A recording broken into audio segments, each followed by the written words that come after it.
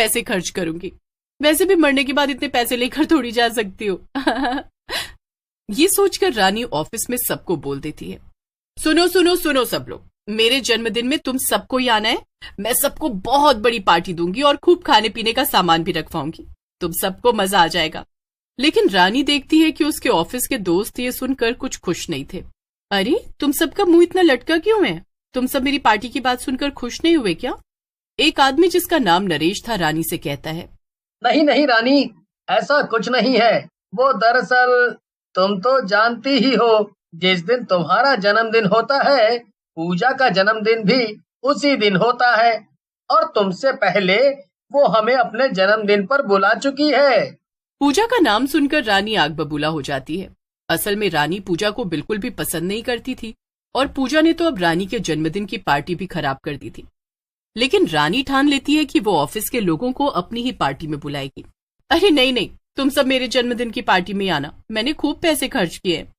ये सुनकर सभी ऑफिस वाले सोच में पड़ जाते हैं।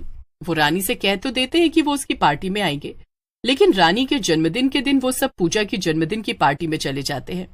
उधर रानी होटल में सबका इंतजार कर रही थी। रानी ने एक बड़ा सा होटल बुक किया था और खूब पैसे खर्च करके वो वहीं पर पार्टी करने वाली थी। ओफो, कितनी देर हो गई, अभी तक कोई आया क्यों नहीं? कितनी तैयारियां करके बैठी हूं मैं, जल्दी से ये लोग आए तो मैं पार्टी शुरू करूं। रानी को बहुत गुस्सा आता है और फिर उसे ऑफिस के लोगों की बात याद आती है। अरे हाँ, आज ही तो उस पूजा का भी जन्मदिन है। कहीं ये सारे ऑफिस वाले वहीं तो नहीं नहीं नहीं, ऐसा नहीं हो सकता है। भला सबके सब वहां क्यों चले जाएंगे? रानी सोच में पड़ जाती है और फिर वो ठान लेती है कि अब वो उस पूजा के जन्मदिन की पार्टी में ही जाकर देखेगी कि वहां हो क्या रहा है। रानी पूजा के घर पहुंचती है और देखती है कि ऑफिस के सभी लोग वहां मौजूद थे और पूजा मजे से अपने जन्मदिन का केक काट रही। रानी को ये देखकर गुस्सा आ जाता है और वो एक कांच का ग्लास नीचे फेंक देती है और सब रानी की तरफ देखने लगते हैं। अरे रानी, तुम यहाँ? पर मैंने तो तुम्हें यहाँ बुलाया भी नहीं था, तो तुम क्यों आई हो? मैं तुम सबको छोड़ूंगी नहीं। तुम लोग मेरे जन्मदिन की पार्टी छोड़कर इसके जन्मदिन पर आए। रानी, मगर हमें तुम्हारी पार्टी में नहीं आना था। तुम हमेशा हमें अपने पैसों का घमंड दिखाती हो, बस, जबकि पूजा हमारी अच्छी दोस्त है। रानी को ये सब सुनकर बहुत गुस्सा आता है। ओह, तो अब मैं समझी, तुम सब तो असल में मेरे पैसे से जलते हो। मैंने पार्टी के लिए इतना बड़ा होटल बुक किया और इतना खर्चा किया, वो छोड़कर तुम यहाँ इसके छोटे से घर में पार्टी कर रहे हो। तुम सबको तो मैं देख लूंगी। रानी गुस्से में पूजा के घर से बाहर निकल जाती है और अपने घर में वापस आ जाती है। वो अपने कमरे में जाकर बैठती है। मेरे कितने पैसे बर्बाद हो गए, ये सब उस मनहूस पूजा और ऑफिस वालों की वजह से। नहीं, अब मैं उस ऑफिस में नहीं जाऊंगी जहां मेरी इतनी बेइज्जती हुई। लेकिन मैं उन्हें वहां भी काम नहीं करने दूंगी। उन सबको ऑफिस से निकलवा दूंगी, चाहे इसके लिए मुझे अपने सारे पैसे ही क्यों न खर्च करने पड़े। पूजा गुस्से में ये सब सोच ही रही होती है कि उसे दूसरे कमरे से कुछ आवाज सुनाई देती है। ये क्या, मेरे घर में कोई और भी है क्या? ये आवाज कैसी?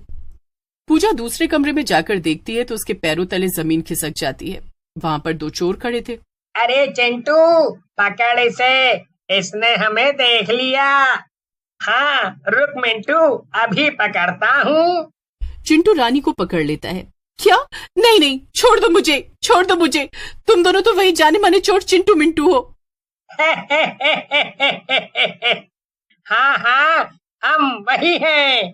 तूने तो हमें एक झटके में ही पहचान लिया लड़की। ये सुनकर रानी जोर जोर से चिल्लाने लगती है। बचाओ बचाओ, मेरे घर में चोर है। रानी को चिल्लाता हुआ देखकर मिंटू को गुस्सा आ जाता है और वो रानी को डराने के लिए चाकू निकालता है। चाकू देखते ही रानी मिंटू पर हमला कर देती है और गलती से चाकू रानी को ही लग जाता है। चिंटू मिंटू कमरे के अंदर बैग लेने जाते हैं और उधर रानी मरने के बाद एक चुड़ैल में बदल जाती है। ये क्या हो गया मेरे साथ? आज मेरा जन्मदिन था और मेरे जन्मदिन के ही दिन मेरे साथ सबने इतना बुरा किया। कोई मेरी पार्टी में नहीं आया तो किसी ने मुझे जान से ही मार दिया। लेकिन अब मैं किसी को नहीं छोड़ूंगी, एक एक को पकड़कर अच्छा। इतने में दोनों चोर सारा सामान इकट्ठा करके वहां वापस पहुंचते हैं और चुड़ैल को देखकर डर जाते हैं। चुड़ैल चिंटू मिंटू को पकड़ लेती है। वाकई में तू तो बड़ा समझदार है।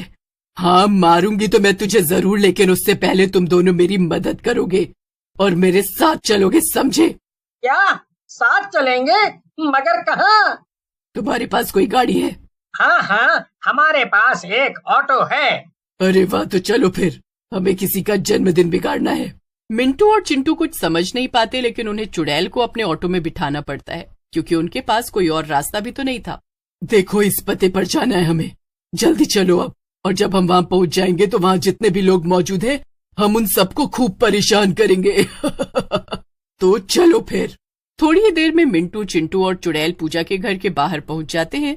वहां अभी भी पार्टी चल रही थी और घर के अंदर से जोर जोर से गानों की आवाजें आ रही थी। चुड़ैल चिंटू मिंटू को लेकर अंदर जाती है।